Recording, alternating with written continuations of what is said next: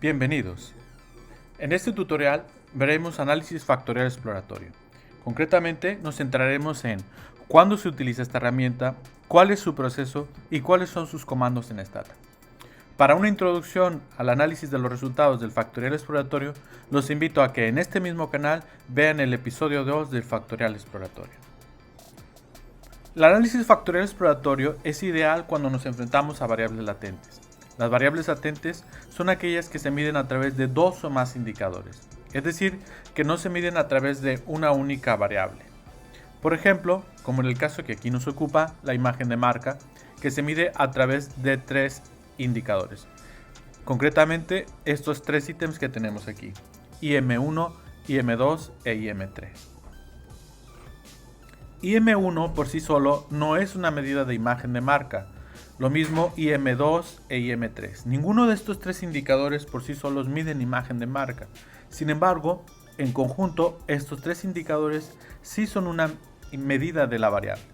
La idea es utilizar una herramienta que integre la información de estas tres variables y nos dé una variable que se llame imagen de marca.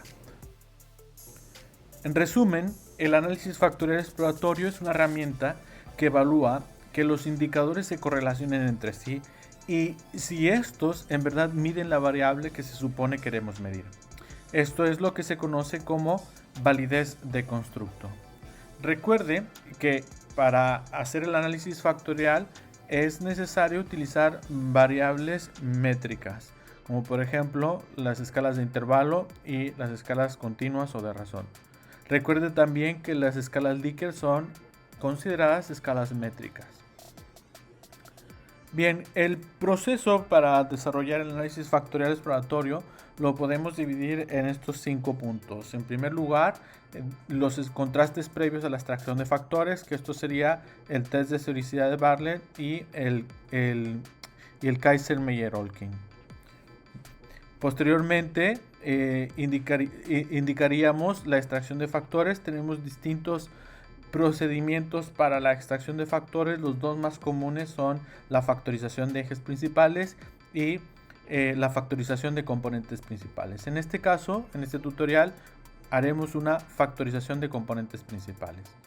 Posteriormente, tendríamos que analizar en cuántos factores se agrupan los indicadores que estamos analizando. Habrá algunos casos en donde la extracción de los factores no deja una interpretación clara de en cuántos factores se agrupan o si un indicador pertenece a un factor u otro. En esos casos es necesario utilizar la rotación de factores. Tenemos dos mecanismos, rotaciones ortogonales y rotaciones oblicuas.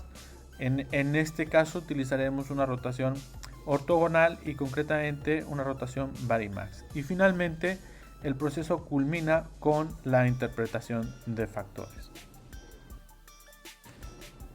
El comando para estimar el análisis factorial exploratorio en Stata es factor y la sintaxis es factor seguido de las variables observables, opciones.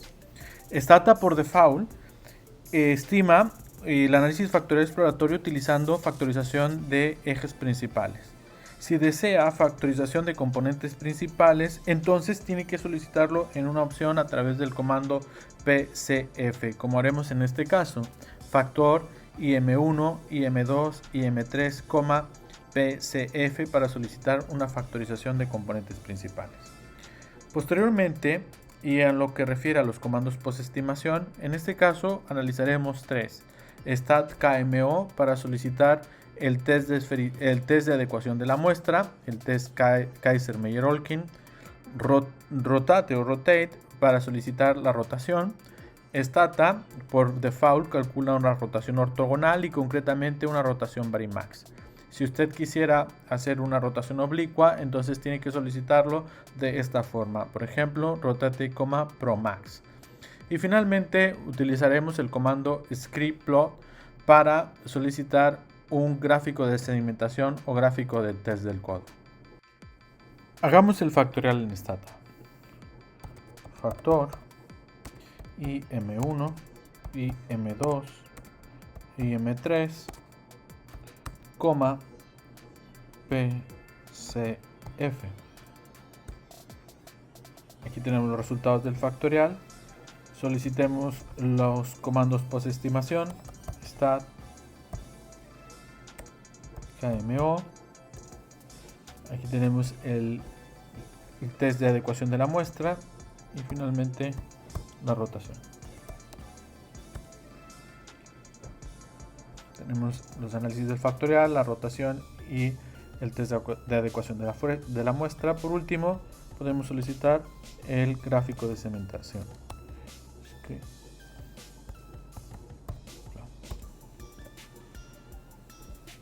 Y ahí lo tienen.